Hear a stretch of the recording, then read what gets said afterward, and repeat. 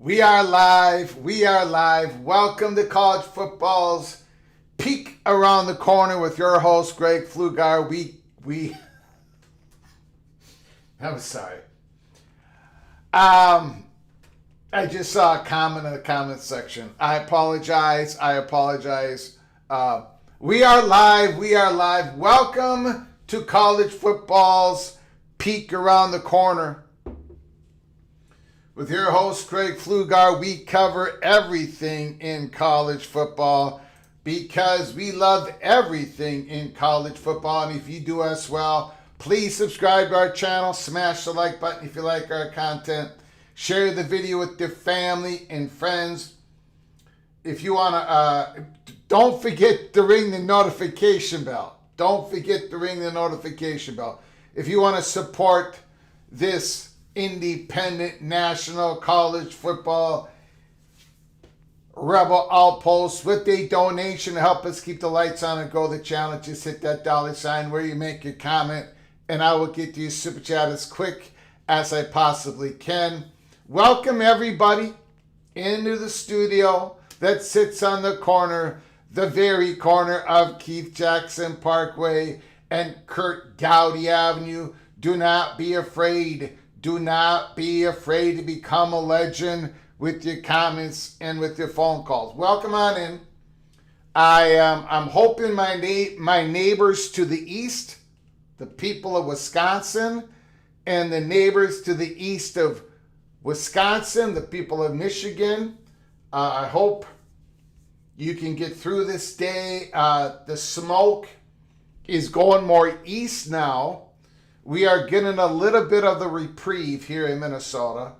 We can actually see the sky a little bit right now. But I do know our neighbors to the east, people of Wisconsin and Michigan, are getting hit hard right now. The fire's burning in Ontario, Canada. So my prayers go out to those in Wisconsin and Michigan, especially those who, look, even the young people, the young, healthy people are struggling through this right now. If you're not young and healthy, take cover. Get out of there. Don't breathe in that air. It is unbelievably bad. And I don't know, look, you guys know I'm the original Minnesota moron. I don't know why these fires are happening in Canada, right above Minnesota, on Ontario. It's constantly happening. I don't know what's going on. I don't know what's going on, but my goodness, it is terrible. Anyways, thanks for everybody coming on in. I appreciate it. Nathan, you and Jim Williams are paid shills who pushed the phony Texas Tech, the ACC narrative. Gee, now this video.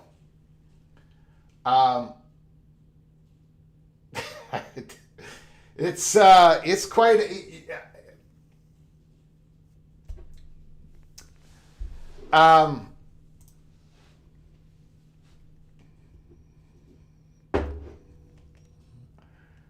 It's quite amazing. When I did the Texas Tech story based upon the Jim Williams article, the word speculation was right on the title screen. It was on the title of the show. And I said over and over again, I have not heard anything about Texas Tech and the ACC. I said that how many times during the live show? Nathan, and clowns like you don't want other people to speculate. You don't want anybody to talk college football. You consider my speculation reporting, and then clowns like you who report, then later on you want to call your report speculation. Now, Nathan, you are either a complete moron who doesn't understand the word speculation, or then none of that matters to you. Because you got to get in there. You got to get your shots in. You got to throw your elbows. You got to be a troll because you got nothing else going on in your life. Everybody who watched that show does know that I have not heard anything about the Red Raiders going to the ACC. It's called talking. It's called talking about college football. It was not a report. There was no steam. And Jim Williams says that in his article. Go read the article again, Nathan. It is unbelievable. There is a group of people out there who are they don't want anybody talking about anything. Paid shield. The only people who allow me to go on this show day after day after day after day are the PATC Einsteins. Very generous ones like Jimmy Austin the Duck, who just sent 5 gifted membership. Mr. Duck, I appreciate it so very much. Thank you very much. I want to name out the names that you were so generous in giving a gift membership to. Brizzy, Hockin, Illinois, Dave Alinsky, Golden Gopher Dave Alinsky, Chrysalis, Krokich, and Tim both night. The 5 names that I just read off, if you get an opportunity, please say thank you to the Duck, the original Duck here at Peek Around the Corner, Jimmy Austin for his incredible generosity. All of you are knighted Cloak and Dagger. College football Cloak and Dagger. You can go to our library of episodes, watch all the episodes, including Cloak and Dagger members only episodes, because of the incredible generosity, and kindness. Kindness of Jimmy Austin. Thank you so very much, OBD done. Just get in here and see this crap. What the hell? I don't know if OP's talking about my crap or anybody. Bruce Harris is here. $2 holler. Bruce still doesn't understand that it is not Greg the Cold this year. It is Greg the Gold.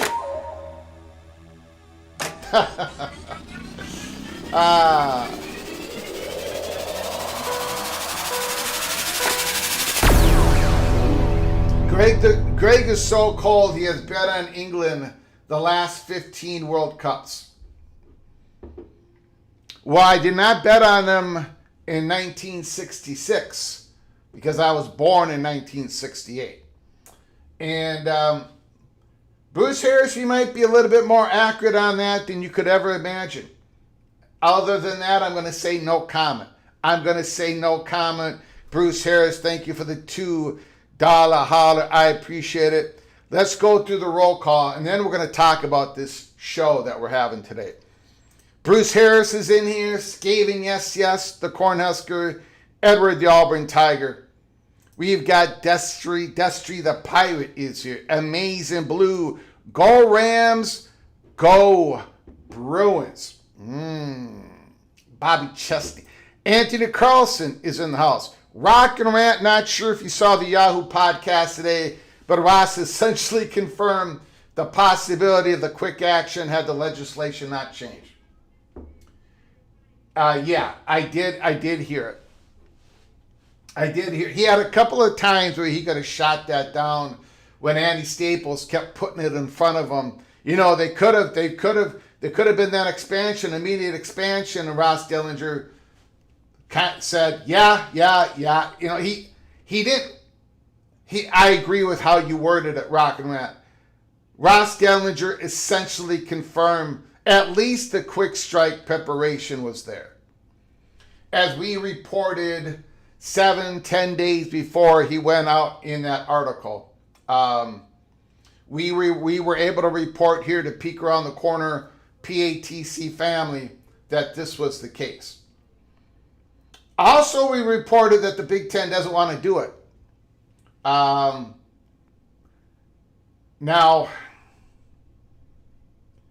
you know what, Rock and Rant? You know what also that essentially confirms? Not that we needed this confirmed, but there might be a certain segment out there that needs it confirmed. The Big Ten, right or wrong, the Big Ten feels it's in their best interest to the current member institutions to expand again in the future. Right or wrong, it could end up not to work. It might not work. It might dilute the Big Ten. The Buckeyes might be upset after 3 or 4 years. I don't know. Maybe there's going to be a fracture. Maybe there's going to be a breakaway. I don't know. All I know is I'm going to be in the studio covering it all in the next decade. But right or wrong, the Big Ten has plans to expand. So does the Southeastern Conference. Now, again, 99% of you are going, no doubt. No doubt, Greg. No kidding, Greg. But there's always this belief out there that the Southeastern Conference, they're so incredibly powerful, impactful. There's this belief out there that the Southeastern Conference doesn't need to expand. Why would they want to expand? Greg, look at the look what they got. Look how much money they're going to get in the next TV deal. Look what they have. And you know what? Your argument is a really good argument for those who believe that the Southeastern Conference doesn't need to expand. They should not expand. And they probably won't expand. Great arguments. Except that I have been fortunate enough to to be in a position in my life, doing this for over 12 years, I just happen to know doors were open to me multiple times that the Southeastern Conference really wants to expand again, no matter what Greg Sankey says in public. And North Carolina and Virginia have been their number one targets. That's just... Now, you might say the Southeastern Conference is foolish. You might say they don't need to do it. It should not be North Carolina and Virginia. It should be North Carolina, Florida State, North Carolina, Miami. It should be Miami, Florida State. It should be Miami, Clemson. Whatever. Clemson, Florida State. But the Southeastern Conference is planning to expand again. And I think Ross essentially confirmed that as well. But anyway, I did listen to it, Rock and Rant. The quick strike is still set up.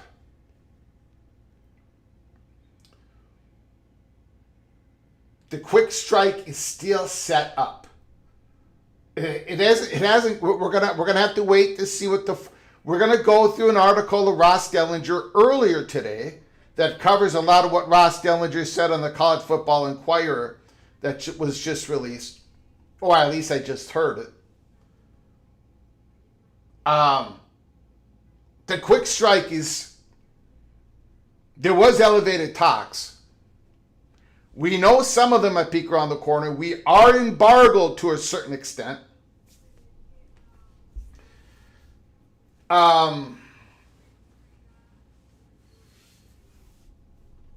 If that bill doesn't get the formal changes that the Big Ten and the SEC wants,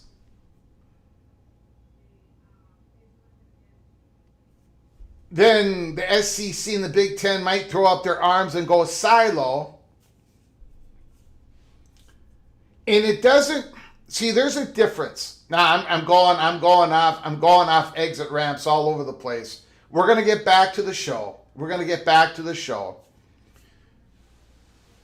There's three outcomes, right? There's the outcome that the Big Ten and the SEC gets what they want in the bill. It passes, and there's some limited antitrust protection, but we're gonna go as is, right?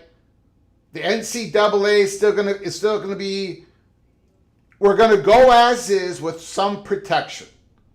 5 years to play 5, some sort of transfer, some sort of raising up the cap, some sort of structure. If that happens, there's still going to be Big Ten and SEC expansion, but it's probably going to get put off for a while. Not too long, though. We go back to the traditional next realignment wave. Option number 2 is this bill passes and the SEC and the Big Ten are completely against it. The formal changes are not enough. And now the quick strike is set up. Option number 3 is no bill passes. And now the Big Ten and the SEC have to go and think even more about going in their silos, conference rules, and the pressure of expanding is probably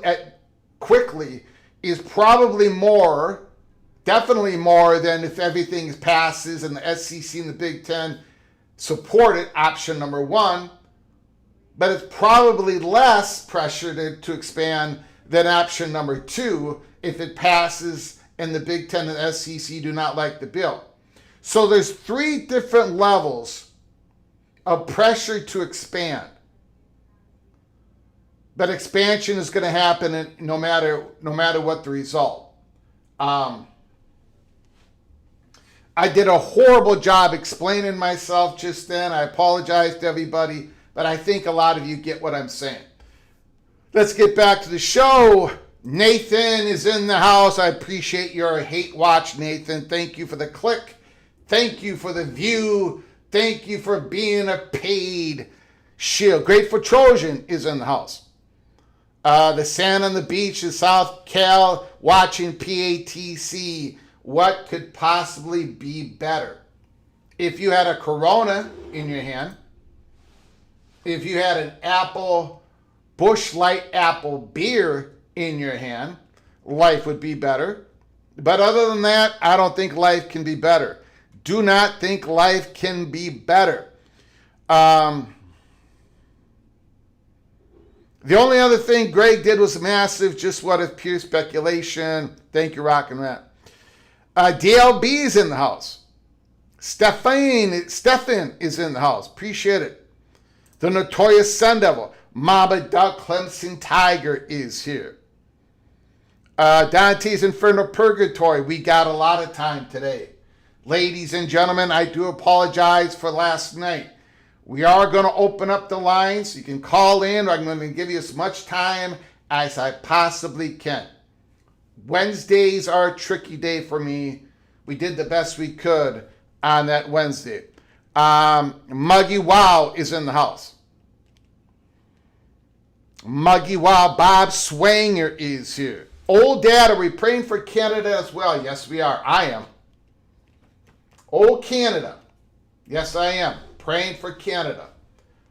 I should have added them in. I apologize, Old Dad. I'm praying for Canada. The beautiful neighbors up north. RT's in the house. RT is in the house. Who else we got in here? Man, I am slow today. Stephen Timothy Vitt is in the house. Old Army. Buckeye Caleb Ramirez. Thanks for coming on in, Caleb. I appreciate it, sir. We've got CFB Upstart is in the house. We've got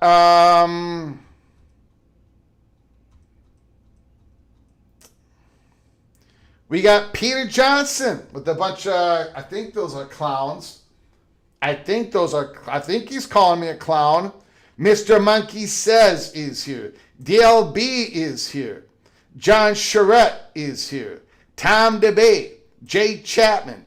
Bill G. There will never be another Western Civic. No, there will not be another Western Civic. We've got very famous phone callers, and he's definitely one of them. Helms Light is here. Al Bundy. Mohr Simmons, Mr. Seminole. Runs with Scissors is here. Bimba, 75, 79. Eric Phipps. Frank Potter, go Hokies. James Franklin is all fired up. He's all fired up. Let's go Hokies.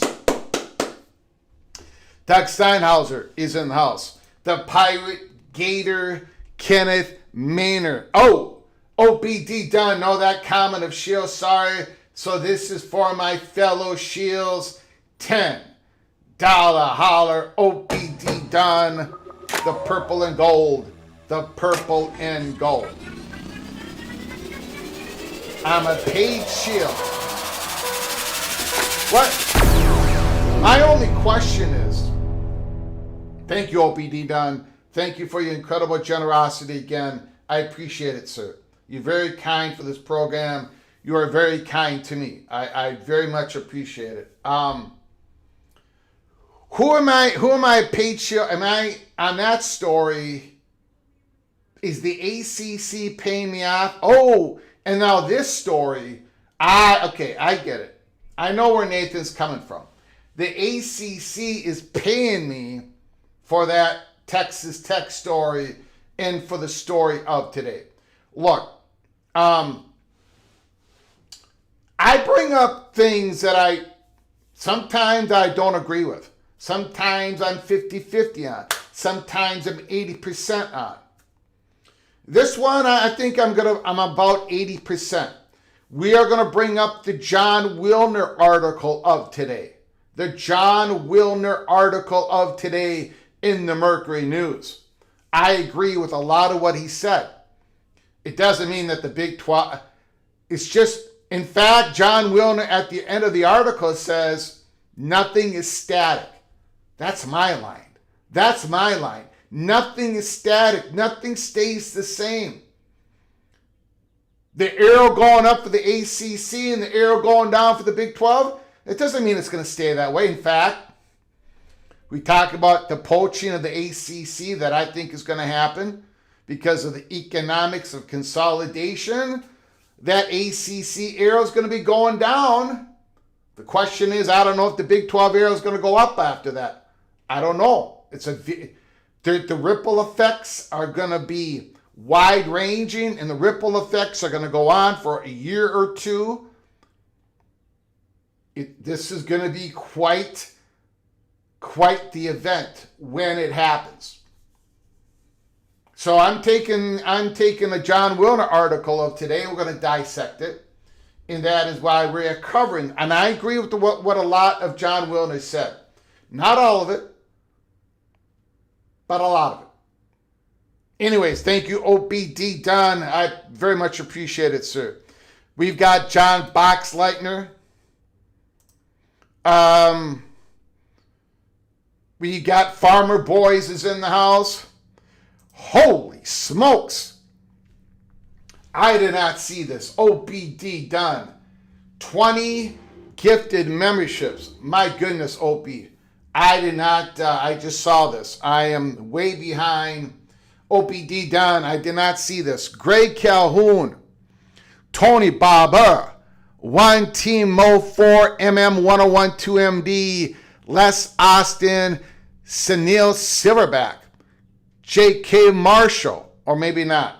No. Jeff Guys, Deuce Diamond, Humble Servant, M.H. King, Rob Devick, Bobby Lothringer, Montini Libery, David Allison, John Markstuff, Brett Taylor, Mountaineer Memes, Lonnie Johansson, Dave B., and Mark Romero were all given a membership to the show because of the unbelievable generosity and kindness that OPD Dunn has lathered onto the show. Unbelievable. All of you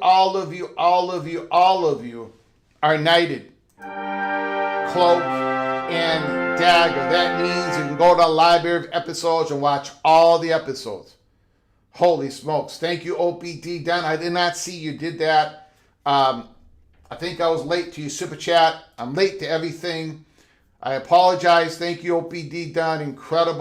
Incredible kindness to the people. And there's a lot of new people that are arriving to this channel. This is a national channel that I have no idea how to market or brand.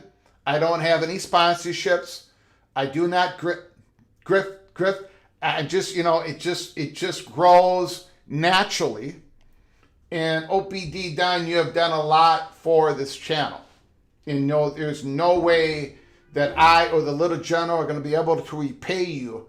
So thank you so very much. And to all the people who are gifted a membership from OPD Dunn, please say thank you in the chat. Wow. Holy smokes. OPD Dunn added again, a gentleman and a scholar. Mama Duck. Opie is a gentleman. The other part of that statement, that is up for question. Thank you, OPD Dunn. S Farmer is in the house. John Teal. I have not seen John Teal in here. Thank you, John. I appreciate it, sir. Arne Kriegbaum is in the house. Frank Potter is here. Who else made it in?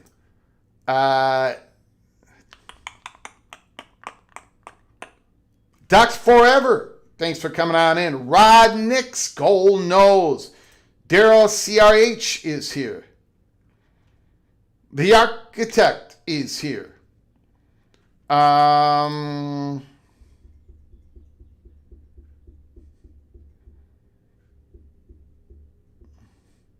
Okay, I think I got everybody. Ooh, Jose is in the house. Bushlight Apple. Bushlight Apple is fantastic. Absolutely fantastic. All right. Of course, a little bit too much sugar for the fat guy from Minnesota, but we'll talk about that on a different day. We still got Steven. I'm sorry I did not get to this earlier. Thank you so much for the super chat. Very much appreciate it. $5 holler. The Arkansas Razorback.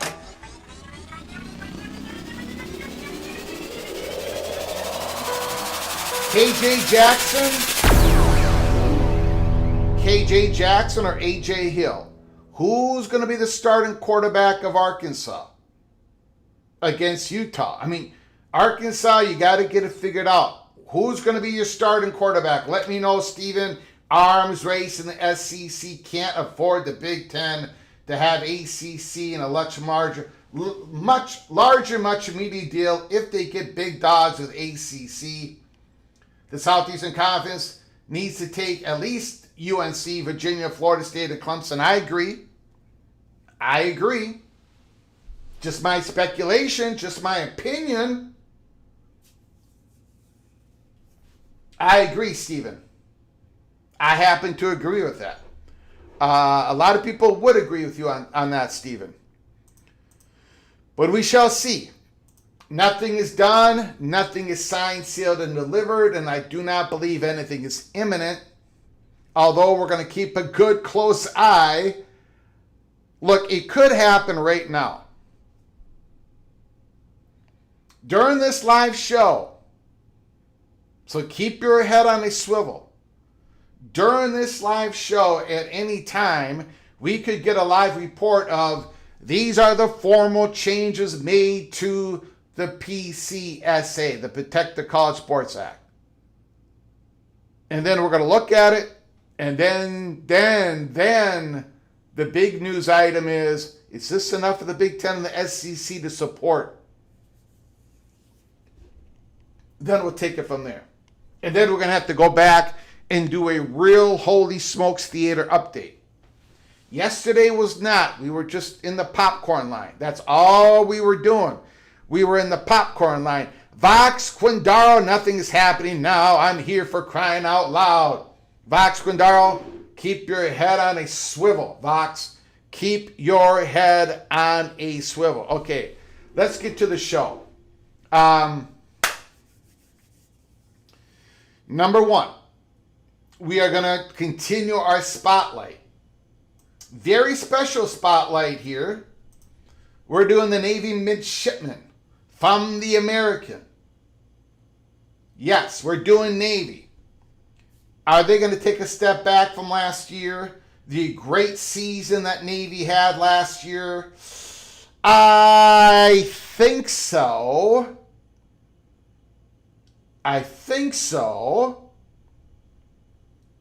It's a team that does not have much production coming back. They lost almost all of their dudes last year when it comes to the offensive weapons. But they do have a very good return and offensive line coming back. And that's a big deal in the American. So we're going to do the spotlight on the Navy Midshipman. Again, for full transparency, I got to be honest with everybody.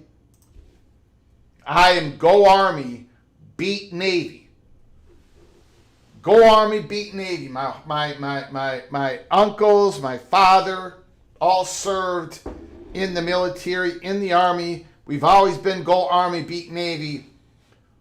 But again, I think Navy's going to have the upper hand again this year. And they do have a shot to be the G6 representative into the playoffs. So we're going to do the spotlight on the Navy Midshipman.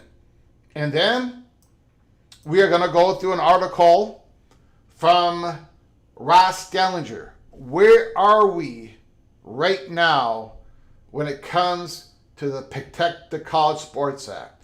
What is going on? What changes does the Big Ten and the SEC expect to get in the bill? But what do they really need? Are they going to get enough? Is there enough time?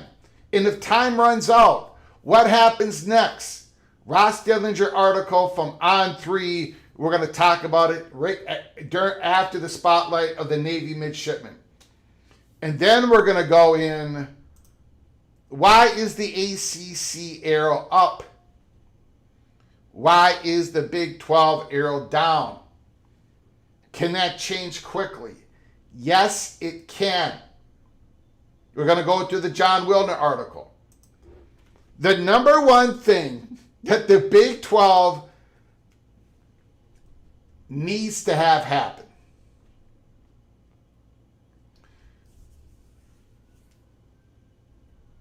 some Big 12 team, whoever gets out of the Big 12, and I think it's going to be a fun season, fascinating season in the Big 12, whoever gets out of the Big 12, get into the playoffs and beat somebody.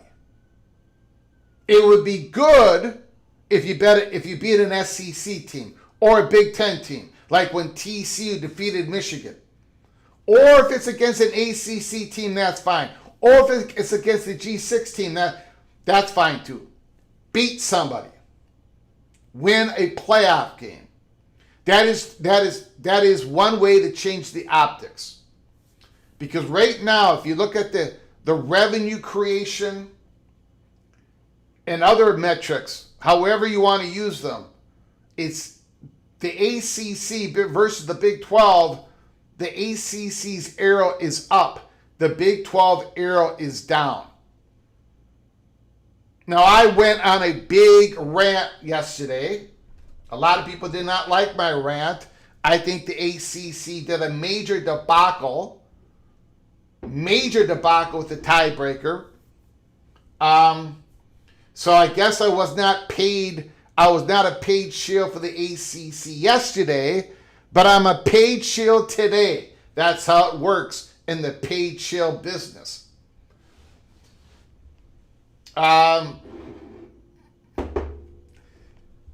So we're going to go through the article of John Wilner. Put down your comments in the comments section below the video. Let me know how wrong I got it once again through this whole show. First of all, the first thing I want to talk about before we get into our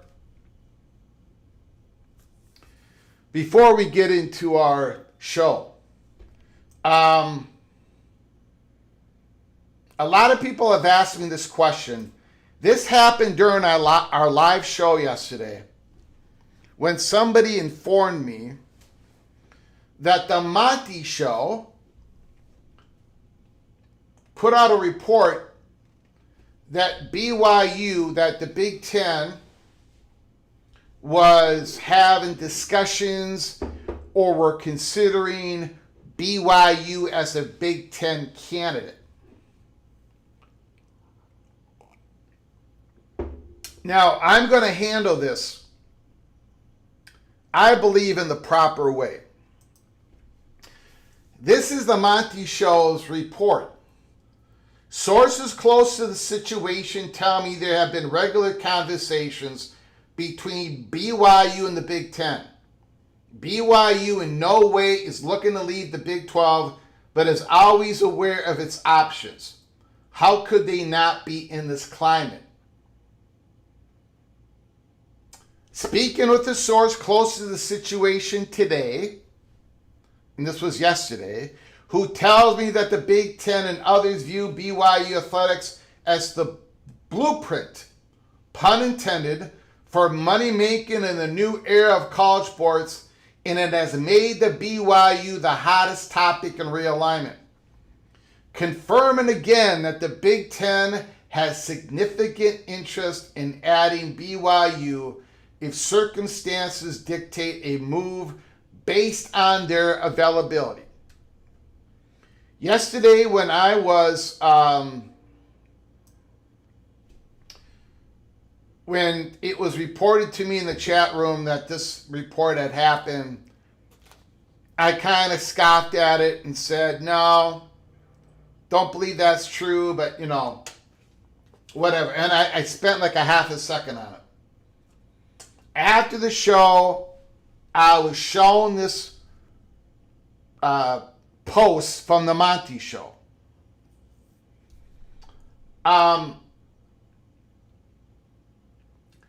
So again, I shook my head no at this. I said, I don't believe that to be true. But here at Peek Around the Corner, I do not want to get caught in my silo, my information silo. So I decided to branch out a little bit and poked and prodded on this question because remember, many months ago, Peek Around the Corner, we declared that Utah was on the Big Ten candidate list. We were told that by multiple sources, take it however you want it, from different segments, different pods of sources, different locations. We knew this to be true. You don't have to, you can disagree if you want, and then I put it out there. I got dragged over the coals by many people. A lot of people wanted to take my report that Utah was a Big Ten candidate, and they wanted to say Greg is reporting that Utah is going to the Big Ten, which I never said. I have never predicted Utah to the Big Ten. Someday I might. Someday I might report Utah to the Big Ten. All I reported was Utah was a Big Ten candidate. A couple of months later, Brett McMurphy went on live and he was talking about how there's a huge Big Ten candidate list for the next expansion wave.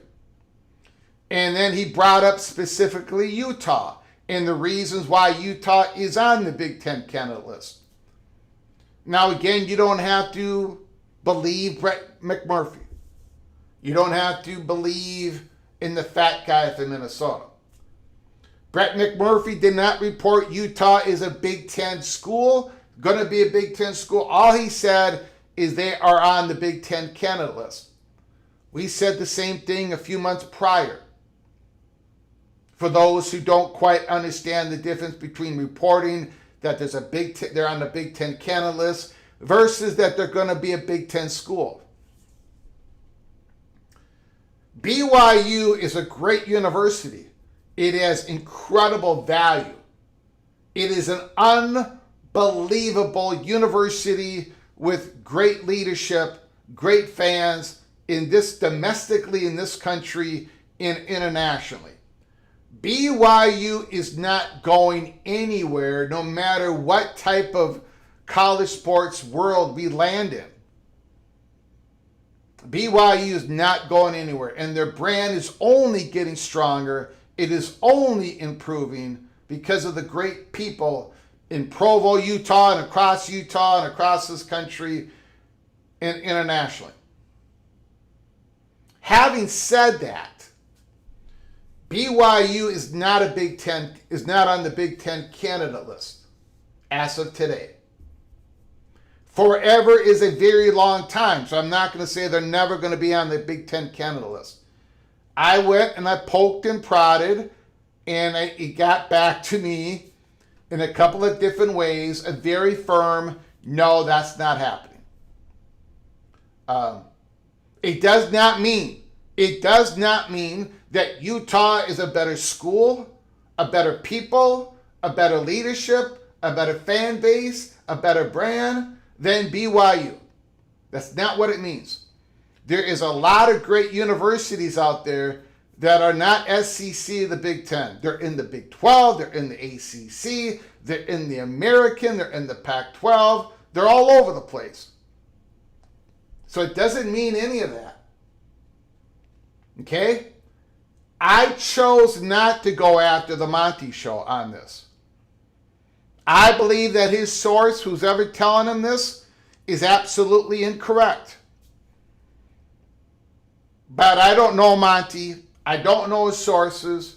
He might have a really good source who happens to be wrong.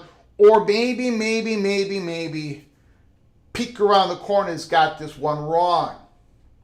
But I'm not going to judge the man. I'm just going to say, here at Peek Around the Corner, we do not have that same information.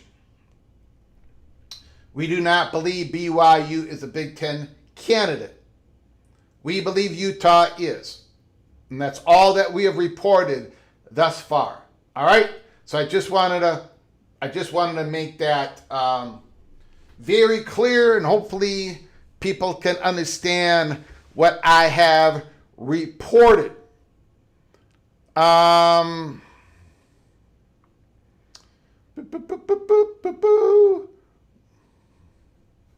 OBD done another massive super chat. And look at that, Opie.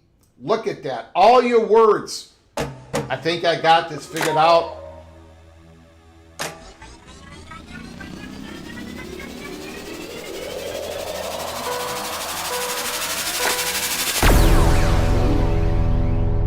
The Minnesota moron might have gotten this figured out. I did not cut off any words, any of the creative, intellectual words of OPD Dunn's comment. They're all sitting there. I think we might have figured this out, ladies and gentlemen. I'm hoping and I'm praying. OPD Dunn, $25 holler. Why does everyone think that Sankey did a bad deal? Texas and Oklahoma are not in this TV deal. In business, you gave away the product at the start to bring up the profits later. ESPN knows that they have to pay up now and have to bring a friend or two. I don't think they did a bad deal. I do say they're undervalued, but that doesn't mean they did a bad deal. They're undervalued because their value has shot up so quick, so fast. So no, they did not do a bad deal. In fact, and you know what? I'm going to go back. Tomorrow's show, I am going to make sure I can post what I said right before Texas and Oklahoma was taken by the SEC. I'm going to go back and I'm going to find those pics. I'm going to show them to you all. That was a massive, massive tier 1 package that Sankey signed. That was an explosive, that was a massive deal. And I called it that on X or on Twitter at the time. And again, the SEC brought in Oklahoma and Texas after that they signed that deal. Kind of, sort of what happened with the Big Ten when they signed Oregon and Washington after their deal was signed. It's just another example of why, if given the options, the Southeastern Conference, the Big Ten, with everything being even, in this world, the way it is now, nothing is even. But if everything was even, they would rather wait to expand their conference right during their next media negotiations instead of after. But the Southeastern Conference did not have an option. Oklahoma and Texas called Greg Sankey after that deal was signed. And no way was Sankey going to turn down Oklahoma and Texas. It's sort of how I feel today about if the Southeastern Conference has the opportunity to get a North Carolina, Virginia, a Florida State, and Clemson. I don't know how they turn that down. I don't know how they turn that down. I'm not reporting that they're going to turn that down or not going to turn that down. I'm just speculating. I don't know how they would turn that down. No, Sankey did not do a bad deal. That was a massive deal. It was a massive increase of Tier 1 money. It was 6 times the amount that they were getting from CBS versus what they got from ABC and ESPN Disney for that Tier 1 content.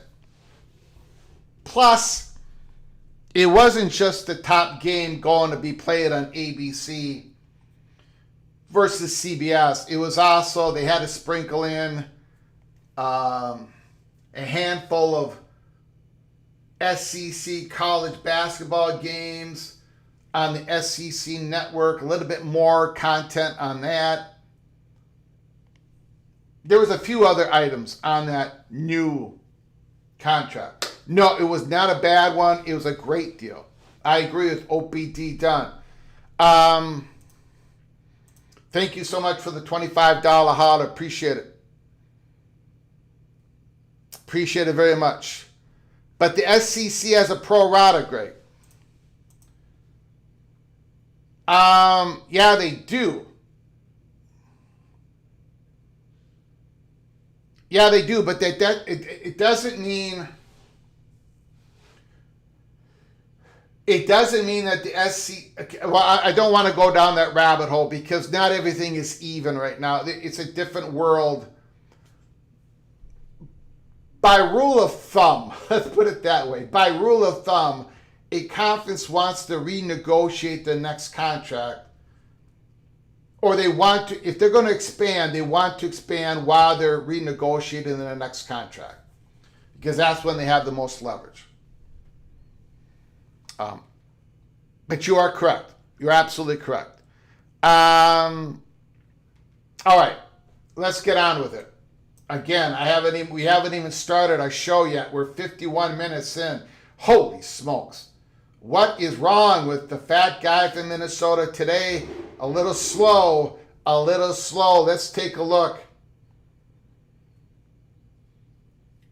PATC Spotlight. The Navy Midshipman. Their offensive weapons, they're starting all over.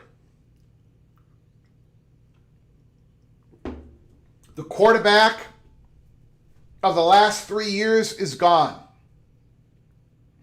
Braxton Woodson, who really has not played quarterback. He's played a little bit of running back. He's played a little bit of wide receiver. 24 games, 3 touchdown passes, 3 interceptions, 516 yards passing. He's played a little quarterback, not much.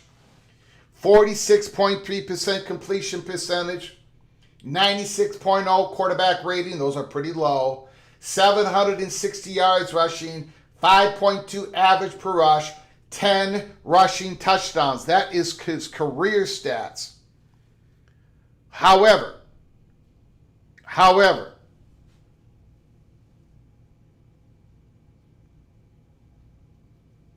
he's an unbelievable athlete. If you go read about Braxton Woodson, he's basically an Olympiad. He's an Olympiad. He is a speedster. So he hasn't played much, but he's a freak athlete. There is some optimism from Navy that he's going to shook people in the American. So keep an eye on Braxton Woodson, quarterback of Navy. Running back Victor Listori. Again, hamstring injury after hamstring injury, soft tissue issues. They think this big fullback can be a bruiser in the American. He's just got to stay healthy. The young man has just got to stay healthy. Again, Navy has lost almost all of their weapons on offense. Almost all of them over the last couple of years. This young man, hopefully he can be healthy.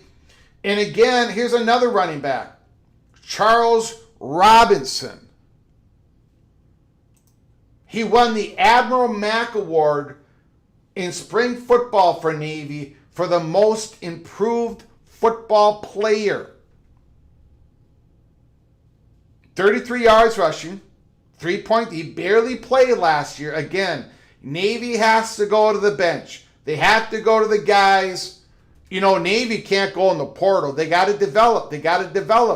Here is the next wave of their development. Listori, Robinson, Woodson.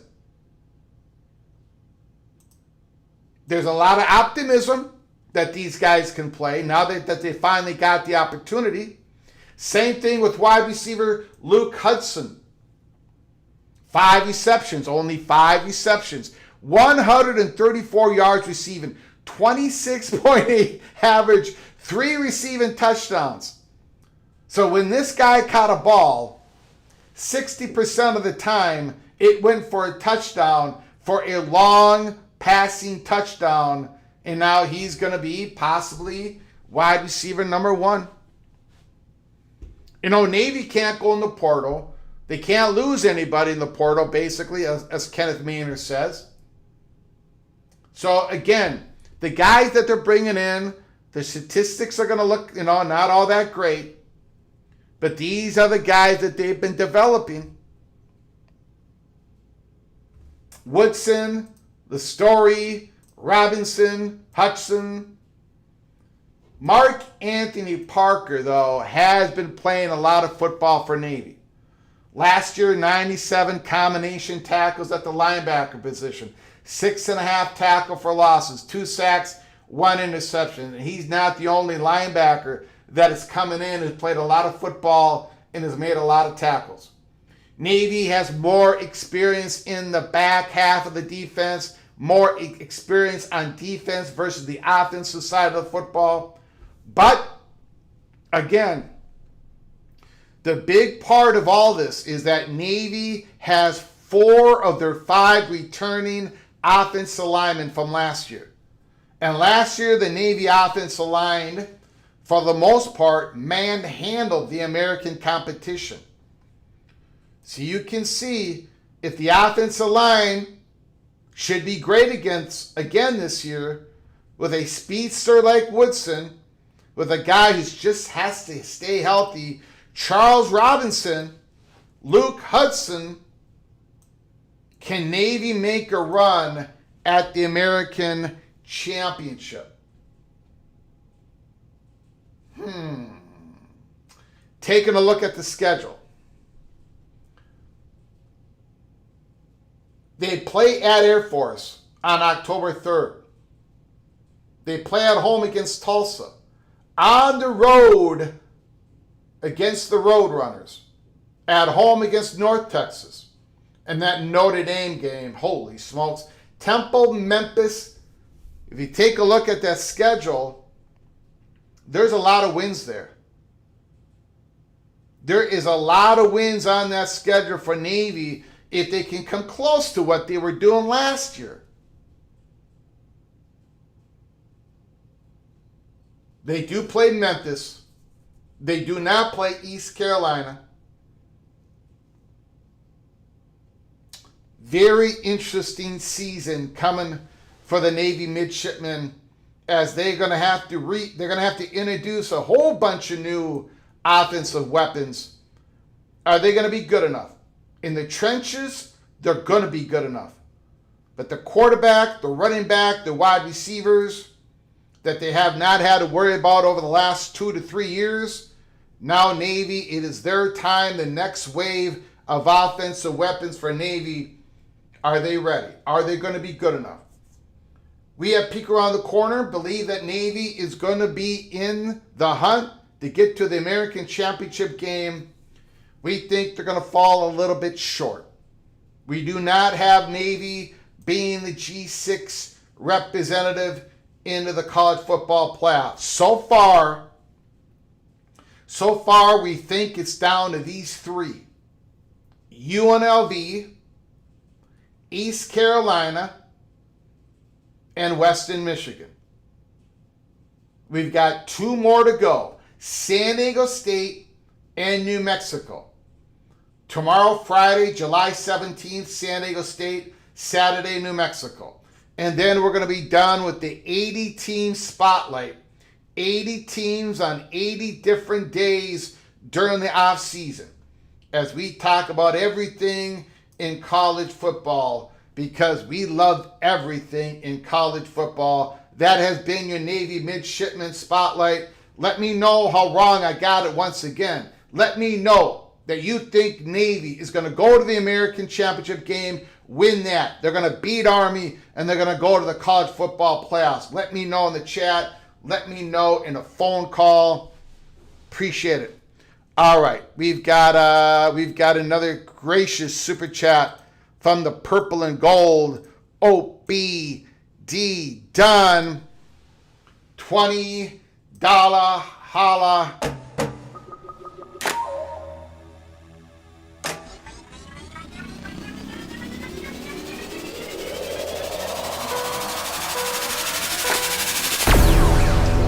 Thank you for telling it like it was. So many folks say it was a bad deal, but I try and tell folks that Texas and Oklahoma are not valued in this TV deal.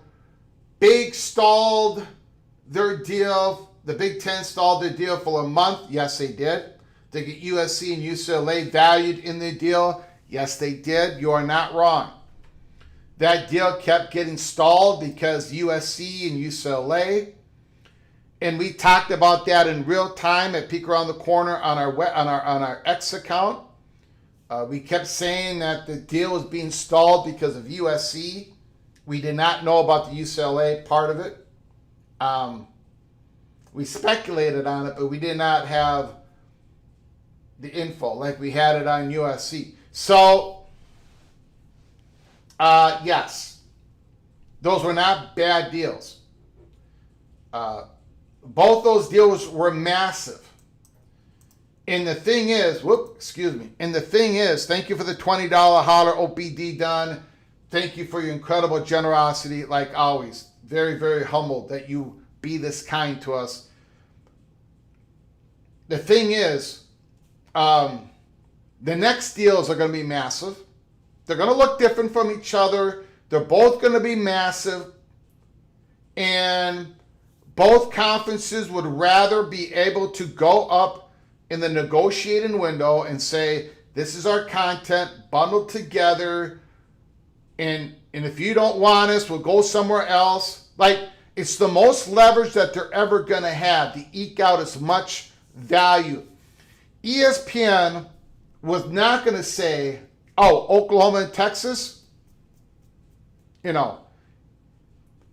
again, pro rata is one thing, but bringing in Texas and Oklahoma, in which everybody's value goes up, everybody gets more money, that isn't going to happen after the deal has been signed. That's the point.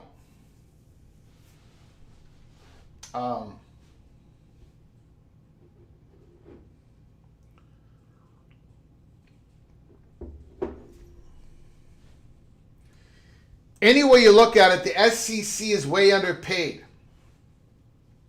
And ESPN wanted a really long deal. They always want a long deal when they have the knife in the hand. That's true. They are underpaid, they're undervalued. But the SEC also chose to have their content just among the Disney family. ABC, ESPN. They have stuck with that. The Southeastern Conference is not, they have never been at gunpoint by Disney and say, we can be your only media partner. You've got to sign with us. This is it. No other choice. No. The Southeastern Conference, they could have went a different route. But this is the route that they chose. And in the long run, which is becoming the more short run, it's going to work out for them. They have chosen a path where they can maximize their viewership. Sure, they get in a little bit undervalued right now, underpaid. Because of those monster numbers, there's going to be they're sitting on a gold mine. The Big Ten has chosen a different path. Shorter deals, a lot more media partners, and they've got things working against them. They have a bigger viewership number because of more media partners. But they're also going to benefit at the end of their road, which is the next TV deal. It's two different conferences. They're doing it two different ways. There's more than one way to skin a cat. And they're both skinning the cats differently. All right.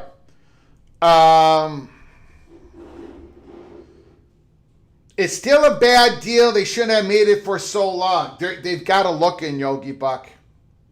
They've got to look in. And as Ross Dellinger said a couple of different times, it is very likely there's going to be early renegotiation between the SEC and ESPN. So ESPN is not going to treat the SEC like they treat the ACC. Unfortunately for the ACC. Okay. I want to make sure I got everything here.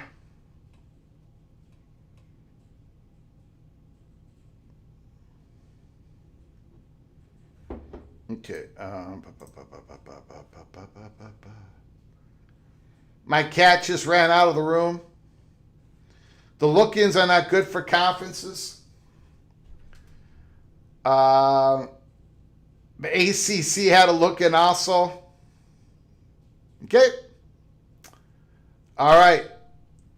All right. Now,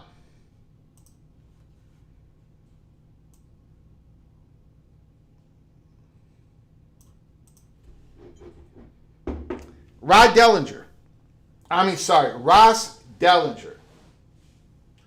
Ross Dellinger, senators in deal mold with the SEC and the Big Ten to pass the Protect the College Sports Act. Do you know what cloture is? How about a hotline, filibuster, markup, quorum? These are the legislative terms, of course. Ross Dellinger on 3, used and around Capitol Hill to describe the various aspects of the political world. Over the last few months, we've embarked on the inevitable quest to learn many of these words. If you are, for whatever reason, interested in learning more, there's a very helpful glossary of terms available here. We're not interested in that. But let's get back to those terms, including this one, deal mode. You won't find that term in the glossary linked above. In fact, deal mode isn't necessarily a formal word used by everyone on the Hill, but as a blitz of meetings ended on Tuesday within the Senate office of Ted Cruz and Maria Cantwell, one person used that term to describe the situation this week. The senators, the person said, are in deal mode. As in, they're working to strike a deal with the SEC and the Big Ten by revising portions of the Protect the College Sports Act, the piece of bipartisan legislation intended to regulate the ecosystem. Some believe a deal is close. Others cast doubt on such. A deal between the lawmakers and the two most valuable conferences in college athletics is not only important, but it is beginning to feel necessary. If the last few weeks have shown us anything, it's that passing legislation to regulate an industry without the two of the most influential stakeholders in that industry is difficult. As an example, we'll use a term mentioned above, hotline. Now get a load of this, everybody. Get a load of this information in this article on 3 by Ross Dellinger. A hotline is a method in which the lawmakers attempt to expedite a bill's passage without needing a full floor vote. A few weeks ago, senators made that attempt, according to several Republican Senate staff members who received the request. It takes unanimity. Even if one single senator objects, the hotline attempt fails. Many senators objected to the hotline, not just one, many. At best, it was a long shot anyhow. But the amount of objections may have raised alarms from those previously confident that the legislation could pass the Senate despite the Big Ten and SEC's opposition. In their active lobbying efforts against the current version of the bill, for instance, 5 different SEC schools sent letters to the lawmakers recently opposing the bill. That leads us here. About 3 weeks ago, the SEC and the Big Ten leaders sent lawmakers 10 suggestive revisions for the bill. We won't get into them all here, but it does appear the senators are serious about making some of those suggestions. We emphasize some, not all. So is it going to be enough? Is this revised bill going to be enough to satisfy the Big Ten and the SEC? Let me know the answer to that question in the chat when we're done with the article. That's at least according to the statements made by lawmakers and staff members during multiple calls Tuesday with college sports stakeholders, including one with more than 24 conference commissioners and another separately with only SEC and Big Ten representatives. As of this writing Wednesday evening, those revisions have not yet been finalized or even formally sent in print to the SEC and Big Ten officials. There can be no deal until that happens. And even if it does happen, there may not be a deal. Some believe the revisions won't be enough to garner the SEC and Big Ten support. Let's discuss what revisions of the 10 requests are under discussion.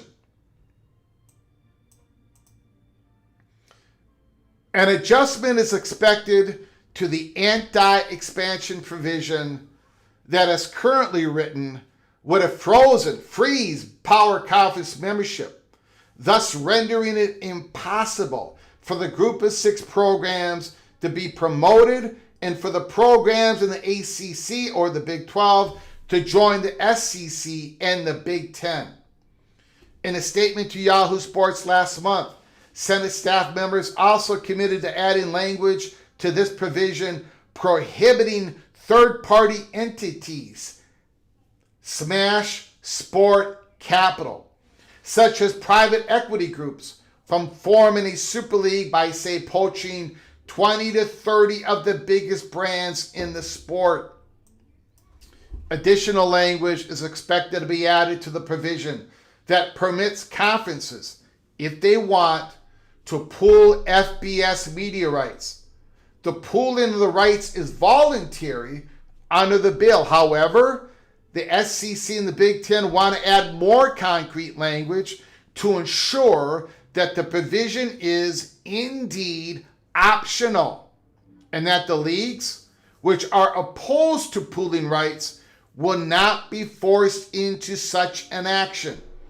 In other words, the revised bill is going to keep the sovereignty of these conferences. Or at least that's the hope from Big Ten and SEC's perspective. Lawmakers and staff members are working to find a solution to clarify another provision that may, if it interpreted a certain way, limits compensation to athletes. The provision, as detailed here, creates a stricter compensation cap by rolling all NIL deals with associated entities into the cap itself, preventing a workaround of schools using university sponsors to circumvent the cap. Solutions include adding into the bill language to raise the cap itself. Other revisions are under discussion, such as paving a path for more NIL transparency by, say, creating a database of school roster values and eliminating or adjusting the provision that would require schools to restart traditional rivalries, many of them lost to realignment. But there are other SEC and Big Ten requests. They involve the primary part of the bill, the ability for the NCAA and conferences to re-implement the one-time transfer limitation, and the 5-year eligibility standard. In order to avoid legal challenges in doing so, provisions in the bill grant antitrust protection and preempt state law. But the SEC and the Big Ten executives believe that, for one, the preemption provision isn't broad enough to cover enough state laws. And secondly, the private right of action provision needs narrowing to fully prevent legal challenges. These are key provisions that the two conferences believe must be changed if the bill's main objective, stability across the industry, is to be achieved. Time is of the essence, and everyone seems to know it. Folks are flooding to the nation's capital over the legislation. SEC Commissioner Greg Sankey visited lawmakers a couple of weeks ago. Big 12 Commissioner Brett Yormark was on the Hill this week. Commissioners of the ACC and the Big Ten are scheduled to visit next week.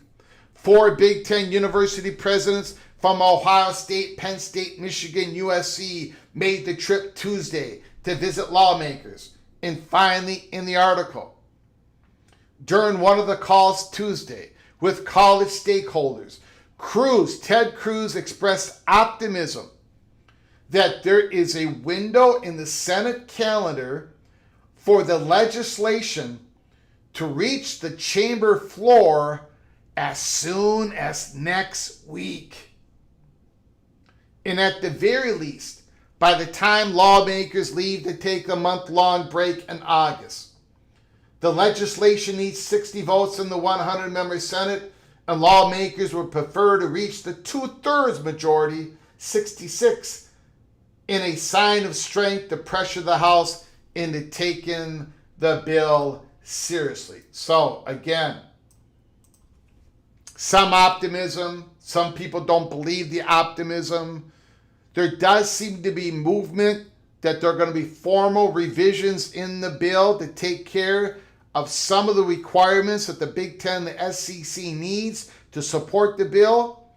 But there are a couple of items that Ross Dellinger wrote here that don't seem to be a slam dunk that they're going to be revised in the next bill, the revised bill.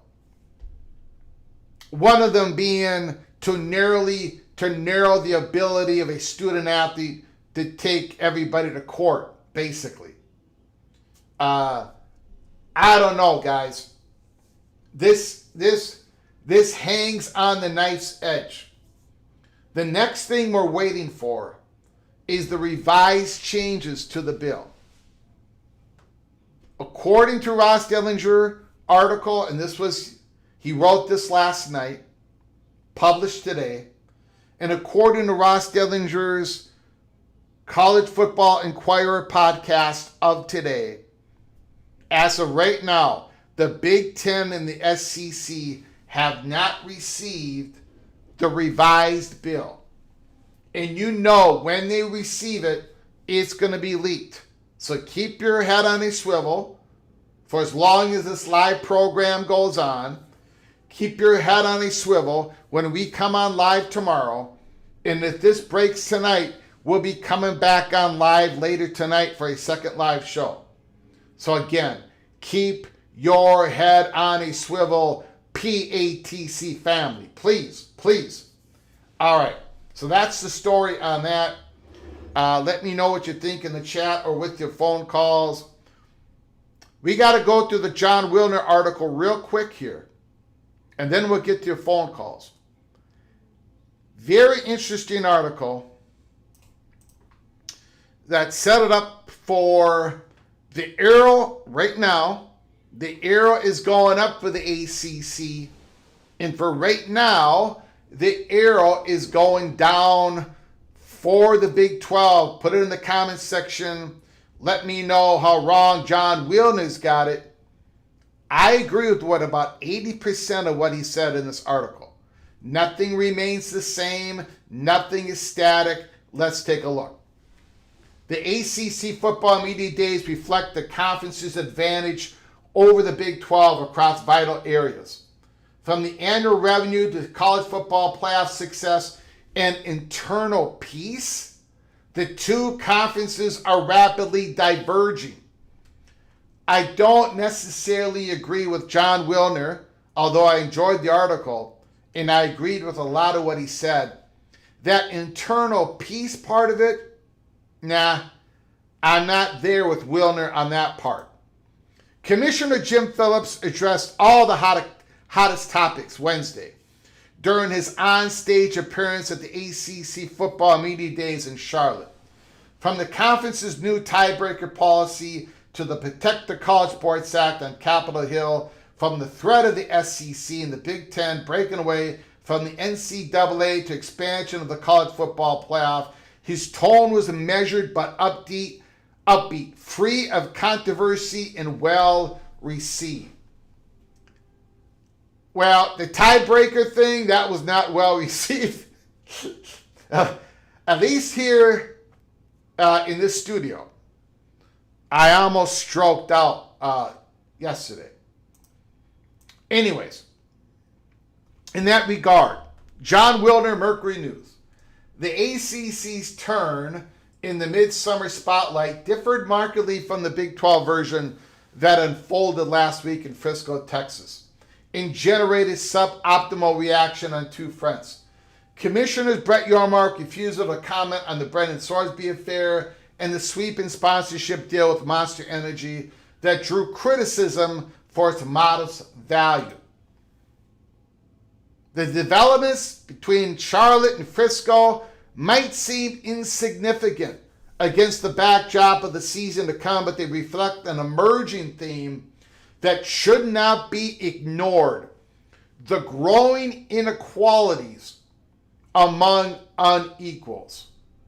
The growing inequality among unequals. 5 years after the onset of realignment, the term Power 4 feels increasingly antiquated, a largely inaccurate and wholly wistful framing of the competitive landscape specific to the ACC, Big 12, Big 10, SEC. Powered by membership expansion and flush with more than $1 billion annual revenue, the SEC and the Big 10 have ascended to a higher level. They dominate the weekly rankings, TV ratings, control expansion, playoff expansion, and gobble the playoff bids. The ACC and the Big 12 aren't merely lacking in equality relative to the Power 2. They are becoming dissimilar to each other. To spot the distinction forming on the sports second tier, there's no need to squint. The ACC is separating from the Big 12 financially. Phillips announced Wednesday that the conference generated more than $900 million in gross revenue in the 2026 fiscal year. The Big 12, according to Yormark, gross revenue for 2026 will be a tick over 700. One layer down, the contrast is equally glaring. The ACC is expected to distribute an average of more than $50 million to its full share members for fiscal year 2026, while our projections for the Big 12 suggest each of the 16 campuses will collect approximately $40.5 million per average per school. Notably, the $10 million difference per campus likely will repeat each year through the end of the current media rights cycle. Internal peace. The ACC quelled the revolt by the Florida State and Clemson in the spring of 2025, leaving the 17 schools reasonably content with the state of affairs, thanks in large part to the success initiative crafted by Phillips. I disagree with that part. I don't think the top brands are content at all. I disagree with that paragraph. Back to the article. Meanwhile, the Big 12 is anything but harmonious with Texas Tech assuming the role of the school bully. The friction isn't confined to the Sorsby affair. We'll skip to the next paragraph. Just a few months ago, the Red Raiders complained publicly and repeatedly about being required to play on Friday, to the point that billionaire donor Cody Campbell seemed to taunt Yormark on social media, writing, "Apparently Brett didn't get the memo. Everything runs through Lubbock. The Hebree is something to behold considering Texas Tech has the same number of playoff wins as UCF." The difference between the ACC and the Big 12 is perhaps best framed by what the former has not done in the past few months. It has not used a glass basketball court for its conference tournaments, as the Big 12 did in March. It has not partnered with a private equity firm to make cash available to schools in the conference office, as the Big 12 did in April. And it has not sold naming rights to its primary products, as the Big 12 did earlier this month. Say hello to Monster Energy Big 12 football and Monster Energy Big 12 basketball. Lastly, there is a clear distinction in the area that arguably matters the most: the college football playoff. Across 2 seasons of the 12-team event, the ACC has not only won games, Miami in 25, but also has placed 2 teams in the field in a single year, Clemson and SMU in 2024. The Big 12 has done neither.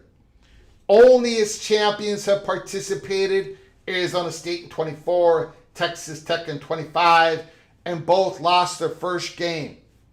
And that, folks, is a fine place to end this discussion.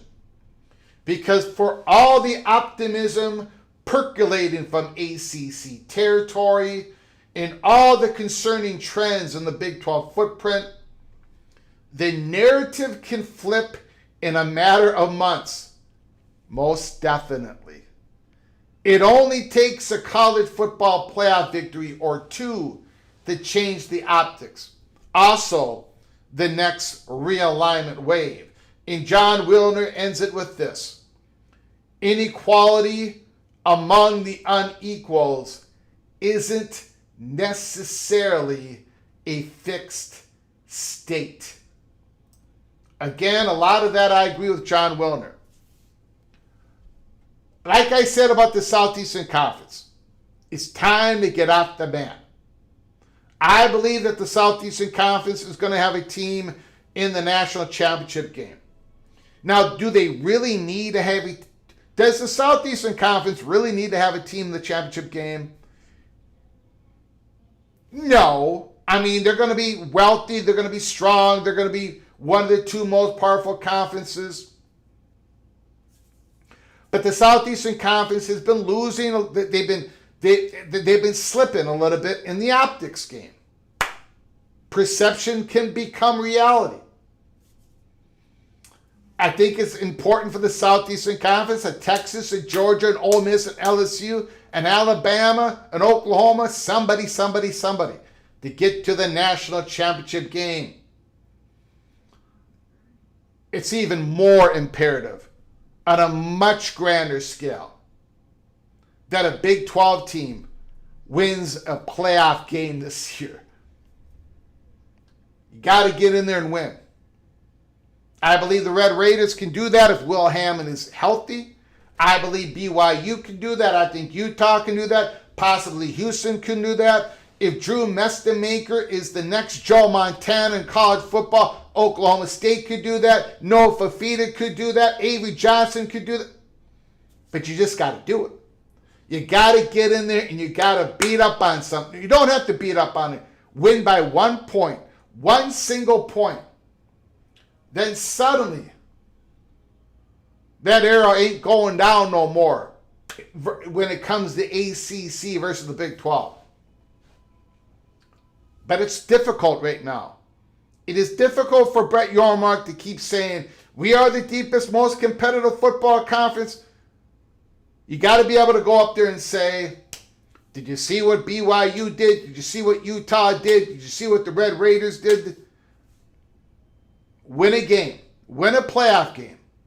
Suddenly everything can change. And again, the next realignment wave, I believe, is going to affect the ACC a lot more than it is the Big 12. But even if it does, I'm not quite sure who is going to have the advantage over whom, because it's going to depend on the size of the scoop. It's going to depend on the timing. It's going to depend on what ACC does with that money. Do they use it to go poach the Big 12? It depends on what ESPN decides. Do they keep back in the ACC network? There's a lot of unknowns. But right now, I agree with 80% of the John Wilner article. The Big 12 needs to change the optics. And I think most of the Big 12 fans would agree. Get in there. You're a fun conference. You got great teams. Go win a playoff game. That's all you got to do. Win one playoff. You don't have to go to the semifinals. You don't have to go to the championship. Although if you did that, that would be great. If a Big 12 team won the national championship, can you imagine the change in optics for the conference for everybody? It would be incredible. But let's start with winning a playoff game, Big 12. Put it down in the comments. Let me know how wrong I got it once again.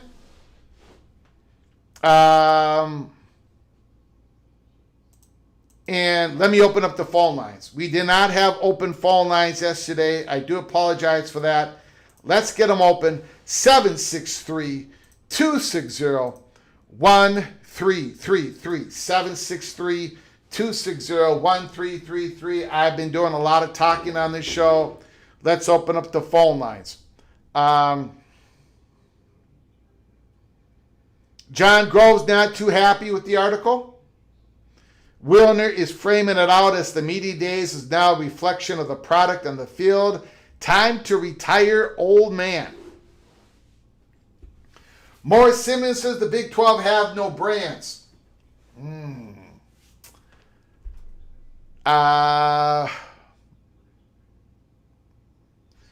Bulls fan 2K7, I think a lot of people don't realize what the Big 12 will be up against during the next TV deal. They have the college football playoff expiring, the NCAA TV deal expiring, NFL deal negotiations, World Cup, PGA Tour. Azon the Kid, Rock Chalk Jayhawk, thanks for coming on in, Azon. Hell, ESPN could drop the Big 12 after this deal, none of us know. And the Big 12 could pick up a big streaming giant. That, and again, one other thing I disagree with John Wilner on in the article. But overall, I tend to agree with the article. John Wilner shot at the Big 12 doing that deal with Redbird Capital. I think that's the one ace that Yormark might have up his sleeve as they go into the next media negotiations. From Mohr Simmons. Mohr Simmons, the floor is yours. Thanks for calling. I appreciate it, sir. Yes, great.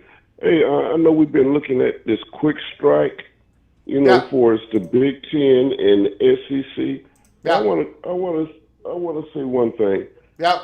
I don't want anybody to be caught off guard because the ACC have been quiet behind the scenes, and don't be surprised that they have a quick strike also, because they're not going to sit there and give time to the Big 12 to come and poach schools in the ACC. Because, like I said a couple of shows back, when we was talking about Texas Tech, now I look at all the schools in the Big 12 and the big money donor. Now, I'm quite sure everybody got big money donors in the Big 12. But Texas Tech, Cody Campbell, he will pay that money to get Texas Tech out of the Big 12 to go over here to the ACC, especially if it's going to be a potential quick strike to solidify the conference. And if you bring UCF and University of South Florida in, that's you done shored up the Florida market for the ACC. You bring Texas in, you could bring West Virginia in, because West Virginia, like I said, been looking to come over to the ACC. Okay, you already Louisville is not moving. You can hang that up. They will stay right there in the ACC. Everybody was safe, and you can go ahead and bring Memphis in. The biggest mistake that the Big 12 made, they should have went ahead and grabbed that money from Memphis and brought Memphis on in when they paid them all that money. ACC gonna go ahead and grab Memphis, bring them on in. Now you got, if any one of the Carolina schools move, then you got East Carolina University. I mean, you got to think outside the box. I look at a lot of the Big 12 fan base, and they talk about, ain't nobody leaving the Big 12. What the Big 12 have? You got to think outside the box. Cody Campbell is thinking long term outside the box. This is not checkers. This is chess. These are moves that are being made, and you got people seeing way down the road. You got to have vision. That what hurt a lot of these conferences, the lack of vision. That what killed the ACC. You had a whole lot of stuff that hurt the ACC from the previous commissioner. And then if you really go back, I'm going off topic. If you go back in the ACC at one point was stronger than the SEC. That's why Florida State went over to the ACC. Okay, the year that Florida State went over to the ACC, that's when Alabama won the championship. Okay, but my thing is this: you got to have someone, a commissioner, someone that have vision, not short-sighted. You got to look at long-term. Your vision got to be long-term at how these conferences are moving. And right now, what I see right now in the Big Ten, SEC, you got people that got vision, that sees opportunity down the road, just like both these conferences are looking at international markets. The Big 12 can't do that. Ain't nobody finna pay no money international for the Big 12. The ACC, when Florida State went over to Ireland, we took so many people over there and we drew eyeballs. That's the name of the game down the road.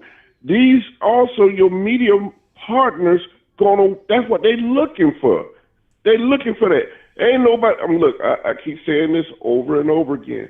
Ain't nobody looking at AAU. AAU is not paying TV money, TV market money.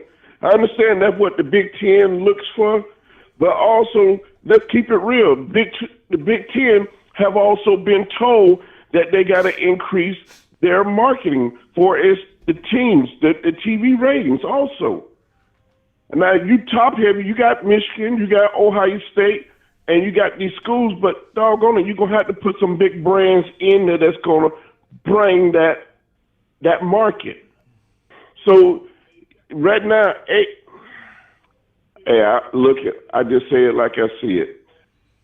The Big Ten use a different criteria than the SEC. SEC is doing their separate thing, and I would just say this: God bless them. That's just it. Because when it's all said and done, these schools start moving.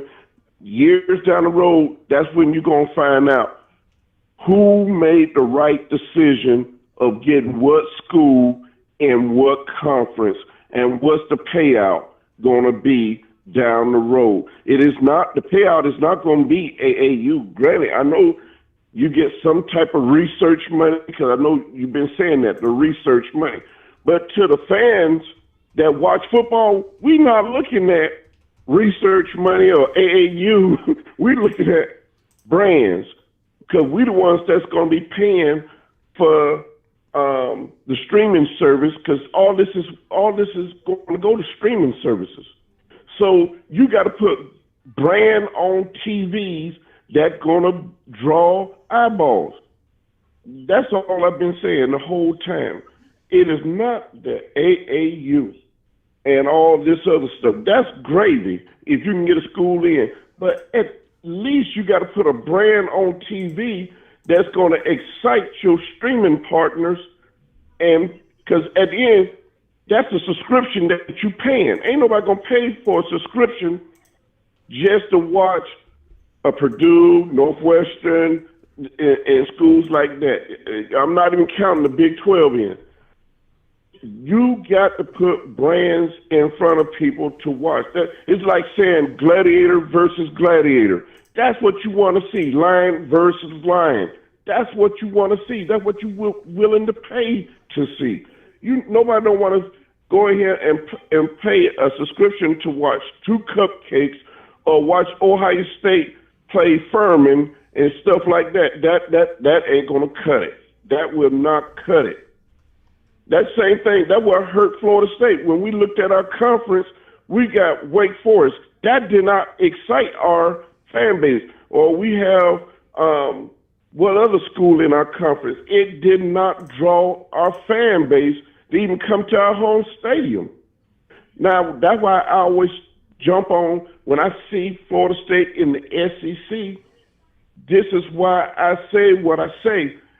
And they ran these numbers. They ran these numbers. When we look at, I don't care, you put Ole Miss in Doak Campbell Stadium, it's going to draw.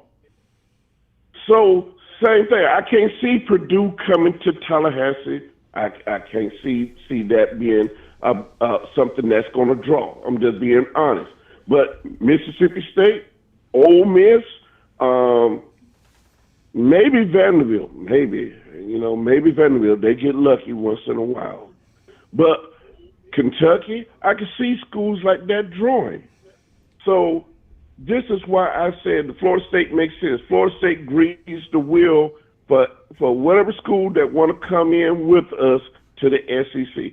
Now, I done been on here long enough because I have not been on your show this long just talking. But this is what I'm looking at, Greg. Now, for the ACC, I do see Texas Tech coming over to the ACC. I don't care what anybody said over there in the Big 12. Texas Tech is going to go where they see stability, where they see potential growth, and it's just a clean slate for them. Period. All right, Greg. All right, man. I appreciate it. Okay. Great call, sir. All right. Mm-hmm.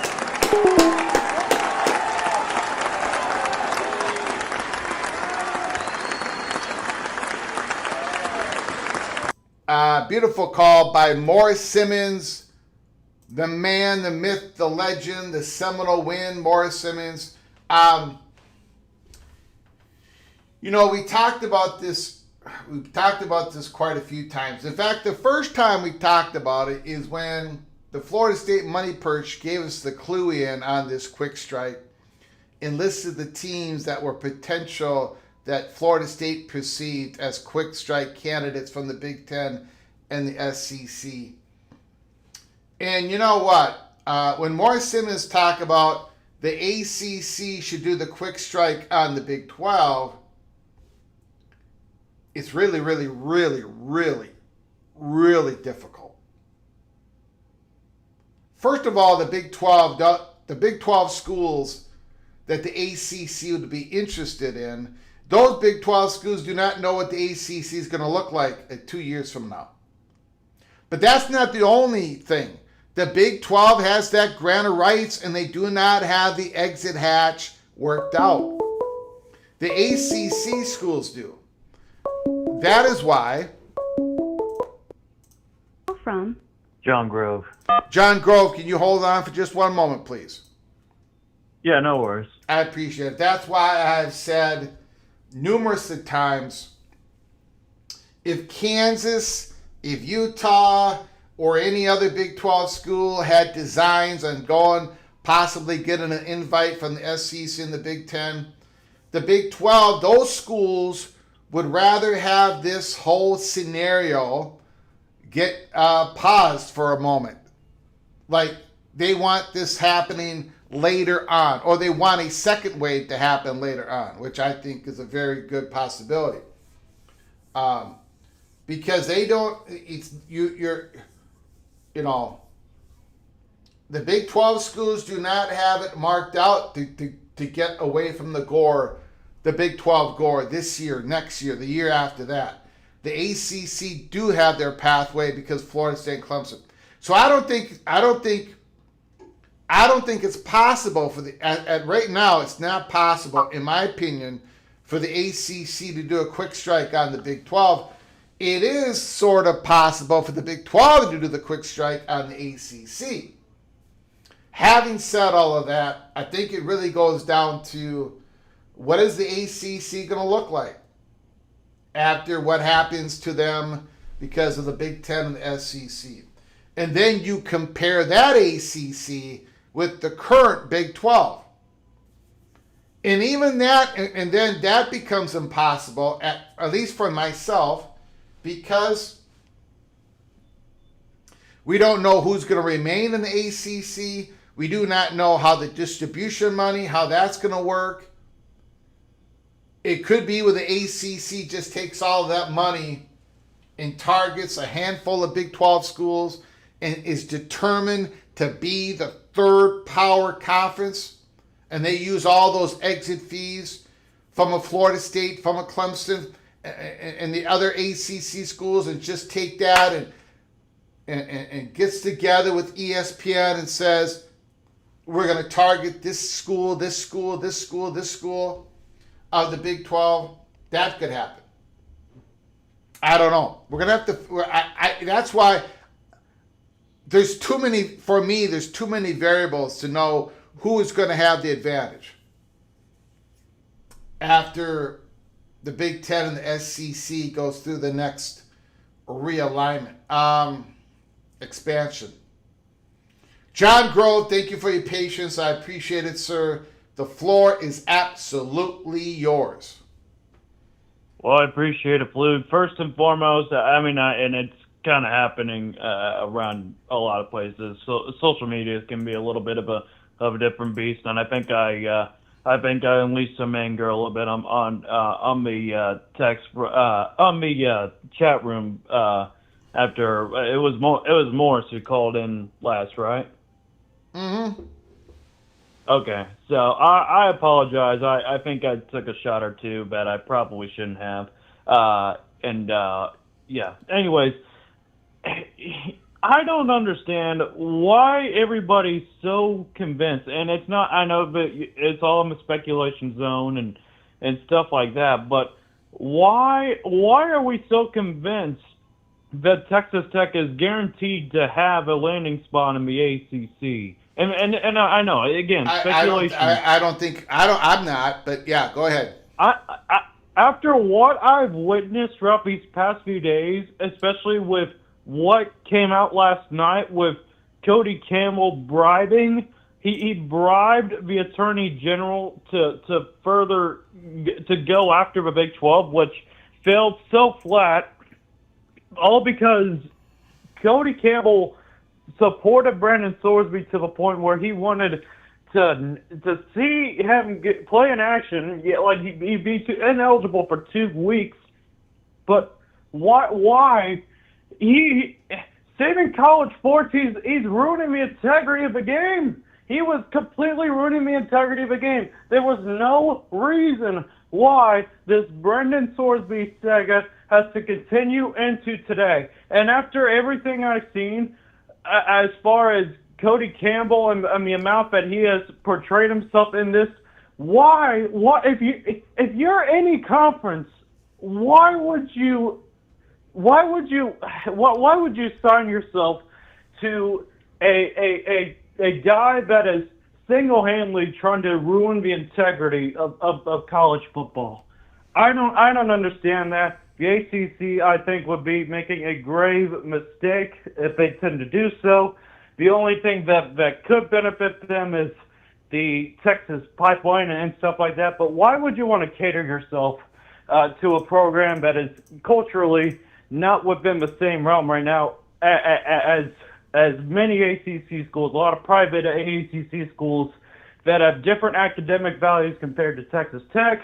And if you're Texas Tech, why would you accept this? I don't know, Greg. It's all over the place. I mean, you bring up a good point. Relationships matter. Relationships matter. Yeah. Yeah, that's the point. Yeah. That's the point. I personally can't see any way right now that Texas Tech is granted any trust from any power conference right now to get any invite whatsoever. After what just went down here with the Brendan Thorsby situation, it really boils my blood.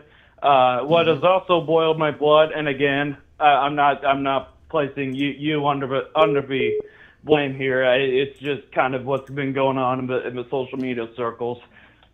Like I said, that was a speculation zone live show, right? We put No. We put the word speculation zone in there. Jim Williams has also said. Go ahead, sir. Go ahead.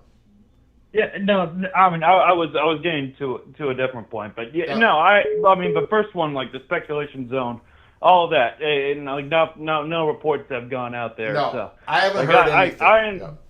I understand the sentiment about that. Can we just drop for like a day or two this Utah BYU argument about which conference is going to get the Utah and BYU to the Big Ten? Just stop. Just stop. Everything between these two programs has gone so ballistic, yet so pathetic at the same time, just clenching your pearls so when you're going to get an invite. Because right now, the Big Ten, I said this when the KU rumors were happening after Texas and Oklahoma left.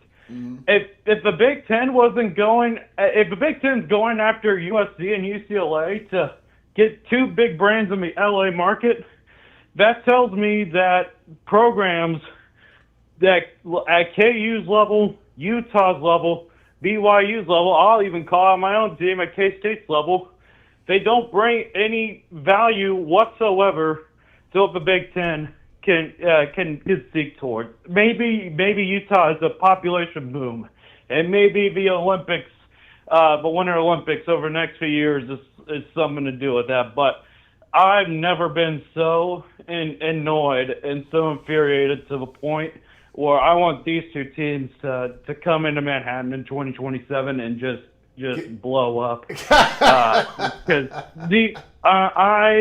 I'm getting sick and tired of all of this nonsense. We need football, Greg.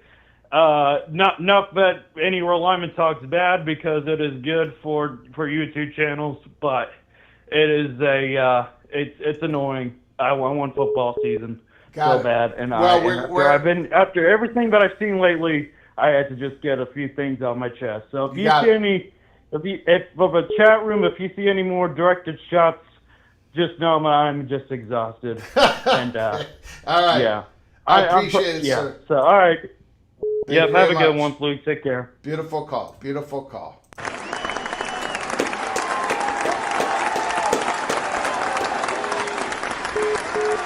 I get it. I get it. I get it. Now, we have been talking a lot of football during the off season, and I think everybody knows that.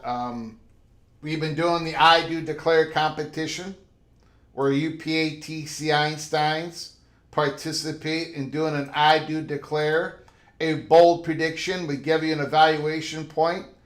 At the end of the college football national championship game, we're going to declare the I Do Declare college football world champion. We've also been talking a lot of football. We went through the early season, way too early rankings of these conferences. Things not working here.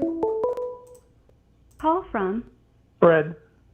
Fred, can you hold on for just one moment, please? Yes, I can. We've also been going through our predictions of the conferences, weight way too early predictions, the ACC, the SEC, the Big 12. We went through all those teams, just a little general information while I was making my order finish prediction. And then we did our way too early college football playoff prediction during the off season. And then we really hit our stride talking about football during the off season. We've done a spotlight beginning with Miami, spotlighted USC, Boston College. We went through the month of April, through the month of May, through the month of June, through the month of July. And here we sit on July 16th. We have done 78 different spotlights. So I get the frustration. We cover everything here in college football because we love everything in college football. And we do talk a lot of off the field things that are going on and realignment with the media deals. When the media deals, the next wave of media deals, we're gonna be covering that like crazy. The transfer portal, we cover everything in college football. And but when the season begins, we're going to be doing more watch parties than anybody else. We're going to be talking college football every single day, and still we're going to talk about the off-field things that are happening. So we got to cover it all, no matter if it's during the season, in the off season. We have to cover it all. This is your independent national college football's rebel outpost. Fred, the floor is yours. Go ahead, sir. Thank you, Greg. First of all, I can't imagine an arrow pointing up for the ACC under any circumstances at this point. Yeah. I mean, unless you're totally blind to, what's coming down the road here. I mean, in my mind, the ACC is going to become like the new Pac-12 or whatever the number they're using. I mean, they're going to have some good teams, but it's not going to be the same. So, it's kind of like a cheap arrow pointing up because we all know where that's going to end, unless somebody like North Carolina would do a totally surprising 180 and said, with the improvement of the ACC, we're not going anywhere. And they're not going to do that. So, arrow up for ACC is meaningless to me. Wait, now, John Wilner did say that nothing is static. He's talking about right now, right? Right. And I agreed with that. But, we know what's about. We think we have a somewhat of a clue of what's about to happen. And it's not static, as John Wilner indicated in the article. But go ahead, Fred. And now the Big 12's problem is how many of their schools can actually compete, in the paying player era. I mean, there's one or more schools that probably right now are questioning, how can we keep going at this cost? And so there, if you can't pay it, then eventually you're going to remove yourself from being, in the Power 2, Power 3 notion. Mm-hmm. Okay, now, our favorite person, Cody Campbell. Yeah. Truth be told, Big Ten wouldn't want to have to deal with a Cody Campbell. The SEC wouldn't want to have to deal with him. The ACC only would consider doing it as like, a person who has no other option goes to a loan shark. I mean, if they determine it's our only chance of really staying relevant, they would do that. But the problem is Texas Tech would be so much better served if the face and the voice of Texas Tech was the head football coach and the athletic director. They have two good persons in that category, in my opinion. Mm-hmm. And if they let them be the face and the voice, and Cody Campbell, went into the witness protection program and did all his great things, with his money for the school, but his name never appeared, then Texas Tech would be, a really desirable school. But that's not going to happen. Yep. Yeah, you're right. I mean, I agree. I agree. Yes. I can't think of any other schools whose head spokesperson, whose face and voice is not either the coach and or the athletic director, like Texas Tech has. Mm-hmm. And that's going to hold them back. I mean, they've got the Big 12, and that's the one who they're going to be with. That's how it is right now. I just don't see. I don't see him having, I don't know, enough humility to say, you know, I need to step back and let the people who our school has hired, who are capable, take the lead on this. Yeah. Yeah. I cannot find fault in anything that you're saying, Fred. Well, you know, maybe, you know, people can convince him to at least step back a little bit, but until that happens, I think he's, I'm not a psychiatrist. I only play one on TV. I think he likes control. I don't think he likes to give up control. I think he's going to be the chairman of the board of Texas Tech as long as he wants to be the chairman of the board. Well, then he has to deal with a competition internally between him wanting what's best for his school and loving his school, yeah, and loving being in control. You know, you can't have both. So I just don't. I understand he means well. He's doing a lot of great things, but his personally. Can you imagine an SEC person going to Greg Sankey and saying, you need to understand, let's say Alabama, when they were winning all their titles, can you imagine someone from Alabama going to Sankey and saying, you need to understand this league runs through Tuscaloosa? Yeah.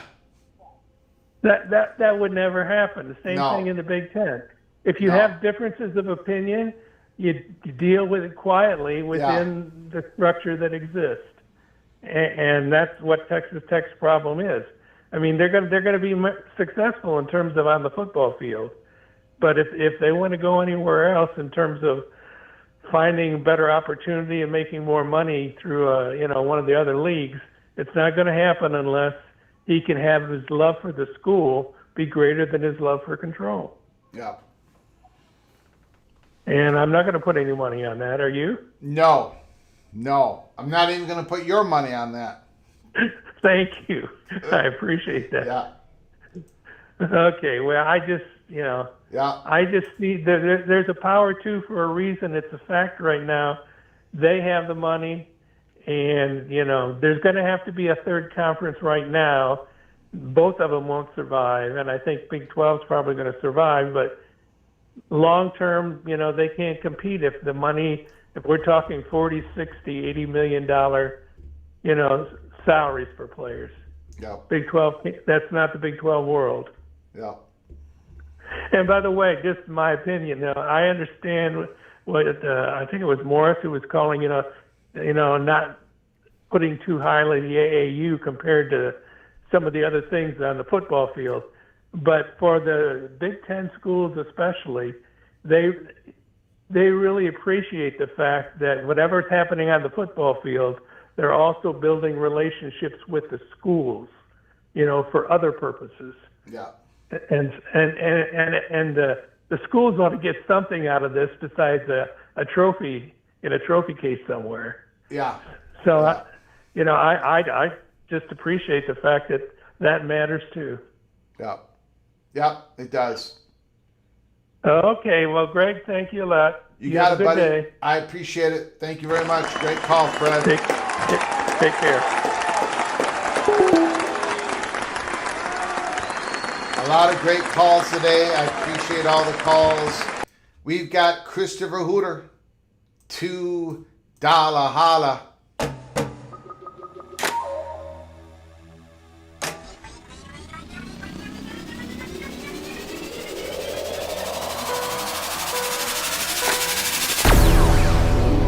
ACC internal piece. Laughing out loud, what world is he in? I disagree on that part of the article. I don't think the ACC has much internal peace happening, and I don't think Jim Phillips gave off that impression. That's not the vibe that I received. Now, has the ACC done some things that have worked under the Jim Phillips leadership? Yes. But overall, I don't think they're going to get that internal piece until whatever happens in this next wave happens. And then the ACC and the Big 12 are going to eye each other up, and that's going to be a remarkable story on however that happens. Thank you, Christopher Hooter. I agree with you, sir. Thank you for the $2 holler. I appreciate Christopher Hooter. Jimmy Austin, Bruce Harris, massive super chat by OBD Dunn, and a huge gift membership by OBD Dunn. Thank you, OBD Dunn, for your incredible kindness to this channel. Thank you very much. You have done such wonderful things for us here at Peek Around the Corner. Steven, thank you so very much. Arkansas Razorback. Appreciate you coming on in. Appreciate your generosity. Christopher Hooter, as always, sir. Thank you, Mr. Purple and Gold. Thanks to everybody with their donations, with the comments in the comments section. And the great phone calls. Once again, great phone calls. The best community in all of college football YouTube is right here at Peek Around the Corner. Very humbled that you would take any of your time on this Thursday, July 16th, to spend it with me, and we chopped it up. We talked college football, Navy, the Midshipman, the spotlight squarely on the Navy Midshipman. Again, don't think they're going to get there this year. I think they're going to take a step back from the remarkable season last year. But Navy is going to be very competitive in the American Conference. I think they're going to finish in the top 3, top 4. We're going to be keeping an eye on Navy. And tomorrow, the spotlight down to the last 2. Tomorrow is going to be the San Diego State Aztecs in the Pac-12. And yes, I think Boise State is vulnerable this year. I think Aztec could clip them at the end. Would that be enough for the San Diego State Aztecs to get to the college football playoffs?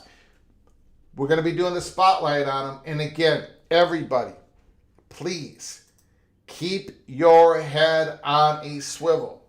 Anytime now, we could be getting the breaking news that the formal changes, the revised changes, the revised bill, the PCSA bill, the Protect the College Sports Act bill, could be coming down here any moment. We're going to cover it all. Is it going to be enough? Are the formal changes going to be enough to satisfy the SEC and the Big Ten? And if they're not, could we have to buckle up and brace for impact? Whatever happens, we are going to go where the story goes here at Peek Around the Corner of college football. We are going to go where the story goes. Until next time, from all of us at PATC to all of you, please, you all take great care of each other. And as always, God, family,